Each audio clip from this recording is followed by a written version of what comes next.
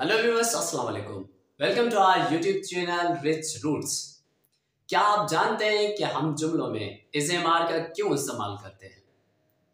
अगर मैं बताऊं कि इन 3 अल्फाज का इस्तेमाल करके आप अपनी अंग्रेजी को बेहतर से बेहतरीन बना सकते हैं, तो चलें स्टार्ट करते हैं।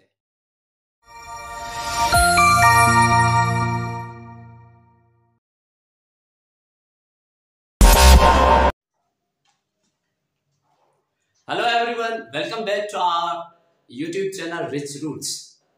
Today we will discuss about the point be verb that is called present to be verb. So let's present to be verb को उर्दू में हम मौजूदा फल होना या बनना कहते हैं। इसके हेल्पिंग वर्ब्स हैं इज, एम, आर, यानी कि है, हूं, हैं। इसकी डेफिनेशन है it shows state and presence. यानी एक बात आपने ध्यान में रखनी है, बी वर्ब्स सिर्फ 2 चीजें डिफाइन करती है, एक स्टेट और दूसरा प्रेजेंस। अब स्टेट क्या है और प्रेजेंस क्या है, इसे थोड़ा एक्सप्लेन कर लेते हैं।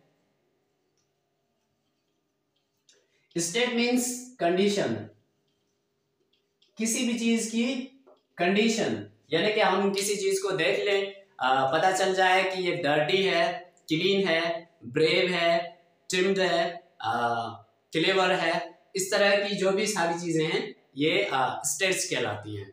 ठीक है। इसके साथ साथ ये जो प्रोफेशंस होते हैं जैसा कि डॉक्टर, कारपेंटर, इंजीनियर, ये भी स्टेट में आ जाते हैं। ठीक है। उसके बाद है प्रेजेंस।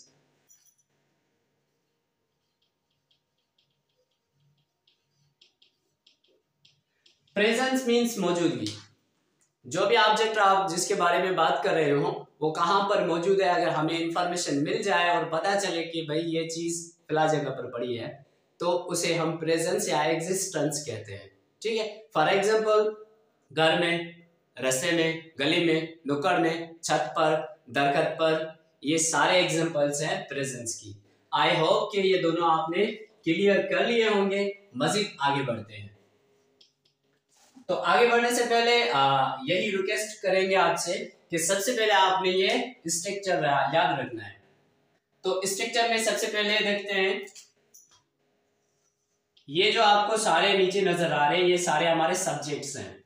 तो इन सब्जेक्ट्स को एडवांस सीरीज में हम सब्जेक्टिव प्रोनाउन कहते हैं। क्या कहते हैं? सब्जेक्टिव प्रोनाउन, या तो इनको हम पर्सनल प्रोनाउन भी कहते हैं।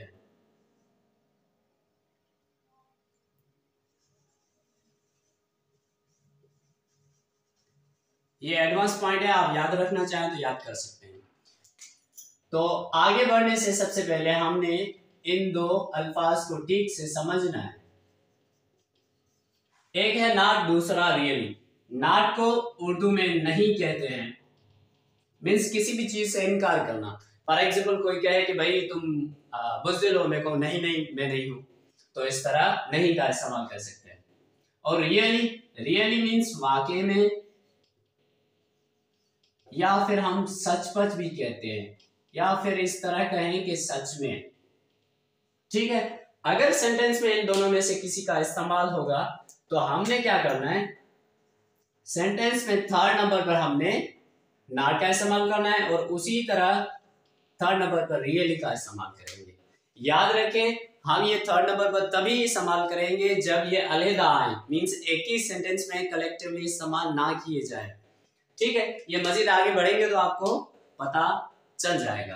तो आगे बढ़ते हैं। तो जुमले बनाने से पहले आप सब ने इस फार्मूले को याद रख लेना है। तो सबसे पहले हम सेंटेंस में सब्जेक्ट रखेंगे, उसके बाद हम हेल्पिंग वर्ब इस्तेमाल करेंगे, फिर लास्ट में आप ऑब्जेक्ट रखेंगे।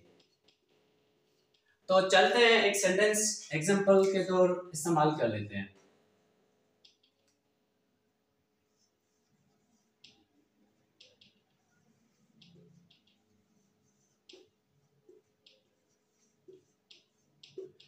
सेंटेंस में लिखा है मैं खुश हूं। तो सबसे पहले हम क्या करेंगे, हम सब्जेक्ट का इस्तेमाल करेंगे। तो सब्जेक्ट क्या है हमारे पास? मैं। तो मैं को इंग्लिश में क्या कहते हैं? मैं को आई कहते हैं, आई। आई के साथ हेल्पिंग वर्ब क्या इस्तेमाल करेंगे, मालूम है? अगर मालूम नहीं तो आप थोड़ा सा वीडियो को पीछे करके देख सकते हैं कि आई के साथ हमने एम का इस्तेमाल किया था। आई एम, आई मीन्स में एम का मतलब क्या हुआ? एम का मतलब जो लास्ट में आप देख रहे हैं उर्दू में हूं, इससे जज़ब हो जाएगा। याद रखिएगा, जब भी आप सेंटेंस में हेल्पिंग वर्ब इस्तेमाल करेंगे तो लास्ट में जो आपने उर्दू में देखना है सेंटेंस, उसके जो लास्ट में अल्फाज होंगे वो उसके साथ जज़ब हो जाएंगे, हटा दिए जाएंगे। उनके लिए हमें कोई भी स्पेसिफिक वर्ड नहीं इस्तेमाल करना, ठीक है? तो आई मीन्स मैं, एम मीन्स हूं, आई एम मैं हूं, दरमियान में क्या रह गया? खुश रह गया। खुश को क्या कहते हैं? हैप्पी। आई एम हैप्पी, मैं खुश हूं। तो देखें ये आपका सेंटेंस कंप्लीट हो चुका है। आई सब्जेक्ट है, एम हेल्पिंग वर्ब है और ऑब्जेक्ट हैप्पी है। तो नेक्स्ट आगे चलते हैं।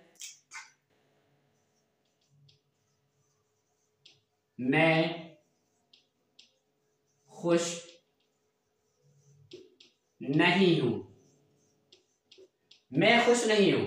तो इसमें हम क्या करेंगे, हम देखेंगे कि नॉट हमने कहां पर इस्तेमाल करना है। देखिए मैं बता चुका हूं कि नॉट हमने थर्ड नंबर पर रखना है। सेंटेंस में जब भी नॉट का इस्तेमाल करेंगे थर्ड नंबर पर, और अगर रियली का इस्तेमाल किया गया तो वो भी हम थर्ड नंबर पर रखेंगे। शर्त यह है कि रियली और नॉट दोनों एक साथ उसी सेंटेंस में इस्तेमाल ना किए जाएं। अगर साथ इस्तेमाल होंगे तो फोर्थ नंबर पर हम रियली का इस्तेमाल करेंगे, ठीक है? तो अब इसे सॉल्व करते हैं। I am not happy, I am not happy, मैं खुश नहीं हूं। तो देखें ये फर्स्ट नंबर पर सब्जेक्ट, सेकंड पर हमने हेल्पिंग वर्ब का इस्तेमाल किया, थर्ड नंबर पर हमने हैप्पी का इस्तेमाल किया और लास्टली हमने ऑब्जेक्ट यूज किया है। आई होप यहां तक क्लियर होगा। नेक्स्ट आगे चलते हैं।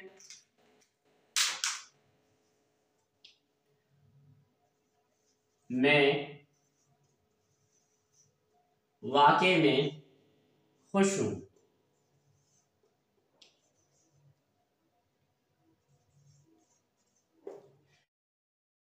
आई एम रियली हैप्पी,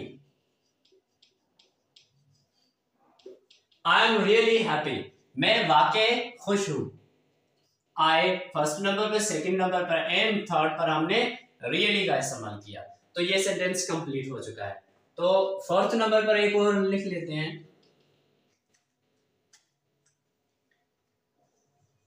मैं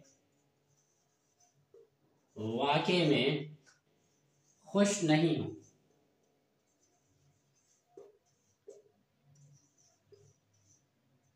मैं वाकई में खुश नहीं हूं। सबसे पहले हम सब्जेक्ट रखेंगे। सब्जेक्ट है आई, हेल्पिंग वर्ब एम इस्तेमाल करेंगे, और नॉट का इस्तेमाल हुआ है तो थर्ड नंबर पर वो रख देंगे, और रियली फिर हमने फोर्थ पर रखना है, और लास्टली हमने हैप्पी इस्तेमाल करना है। I am not really happy, मैं वाकई में खुश नहीं हूं। देखिए फर्स्ट नंबर पर हमने सब्जेक्ट का इस्तेमाल किया, सेकंड पर हमने हेल्पिंग वर्ब इस्तेमाल कर लिया, और थर्ड पर देखिए हमने रियली का इस्तेमाल किया। और जब ये दोनों साथ में आए हैं तो फोर्थ नंबर पर हमने रियली का इस्तेमाल कर लिया है। आई होप यहां तक क्लियर होगा। नेक्स्ट स्लाइड पर चलते हैं। फॉर्मेशन ऑफ इंटरोगेटिव सेंटेंस, यानी सवाली जुमले के तरीके। तो इंटरोगेटिव करने के लिए हम सबसे पहले हेल्पिंग वर्ब का इस्तेमाल करेंगे, उसके बाद सब्जेक्ट का, फिर हम ऑब्जेक्ट रखेंगे। तो देखिए एक सेंटेंस बना लेते हैं। क्या मैं खुश हूं? सेंटेंस है क्या मैं खुश हूं। अच्छा, इससे पहले एक और सवाल है जो पॉसिबल है आपका भी बन जाए कि सर हम किस तरह से आइडेंटिफाई करें कि ये सेंटेंस इंटरोगेटिव है। तो उर्दू में आइडेंटिफाई करने के लिए आपने स्टार्टिंग में देखना है सेंटेंस में अगर क्या इस्तेमाल हुआ है तो ये इंटरोगेटिव पॉसिबल है, हो सकता है। और इंग्लिश में देखना हो तो आपने सबसे पहले देखना है सेंटेंस स्टार्टिंग कैसे हुई है। मीन्स उसमें कोई हेल्पिंग वर्ब तो बाहर से इस्तेमाल नहीं किया गया। अगर हेल्पिंग वर्ब पहले इस्तेमाल हुआ है तो वो हमारा सेंटेंस इंटरोगेटिव कहलाएगी। तो इसे चेंज करते हैं। सबसे पहले हम हेल्पिंग वर्ब इस्तेमाल करेंगे। हेल्पिंग वर्ब इसमें क्या है, एम, फिर है सब्जेक्ट आई और खुश को हैप्पी कहते हैं। एम आई हैप्पी, क्या मैं खुश हूं। एम आई मीन्स क्या मैं हूं। जैसे ही आपने इंटरोगेटिव बनाना है, हेल्पिंग वर्ब पहले रखेंगे तो वो क्वेश्चन करना स्टार्ट करेगा। तो एम आई हैप्पी, क्या मैं खुश हूं। एम आई सिक, क्या मैं बीमार हूं। एम आई फ्री, क्या मैं वेला हूं। एम आई बिजी, क्या मैं मसरूफ हूं। तो इस तरह आप इंटरोगेटिव बना सकते हैं। एक और सेंटेंस बना लेते हैं।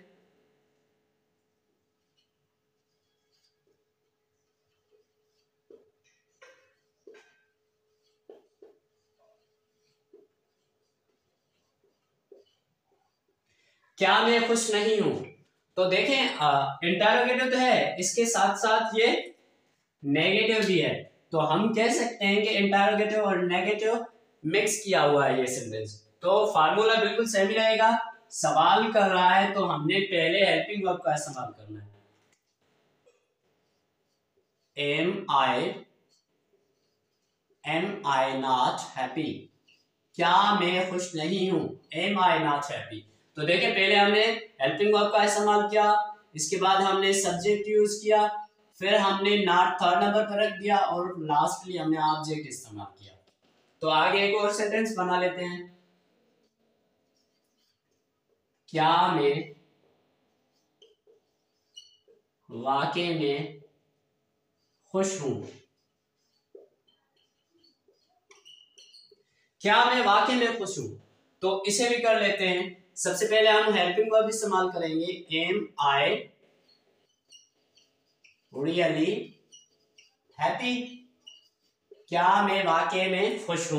तो देखिए हमने फिर से वही पैटर्न इस्तेमाल किया। पहले हमने हेल्पिंग वर्ब इस्तेमाल किया, फिर हमने सब्जेक्ट यूज किया, उसके बाद थर्ड नंबर पर रियली का इस्तेमाल किया और लास्ट में ऑब्जेक्ट यूज किया। फोर्थ पर है क्या मैं वाकई में खुश नहीं हूं। तो इस सेंटेंस को करने से पहले हम ये देखेंगे कि रियली का भी इस्तेमाल किया गया है और नहीं का भी इस्तेमाल किया गया है। यानी नॉट और रियली दोनों एक ही सेंटेंस में एक साथ में आए हैं। जब भी ऐसी कोई सिचुएशन हो तो आपने क्या करना है, आपने नॉट थर्ड नंबर पर रखना है और रियली को फोर्थ नंबर पर रख देना है। अगर ये दोनों सेंटेंस एक साथ में आए तभी आपने इस रूल को फॉलो करना है, अदरवाइज आपने इस रूल को फॉलो करना है। नॉट थर्ड नंबर पर और रियली भी थर्ड नंबर पर। अगर चाहिए साथ में आ जाएंगे तो हमने ये रूल फॉलो करना है, नॉट थर्ड नंबर पर रियली फोर्थ।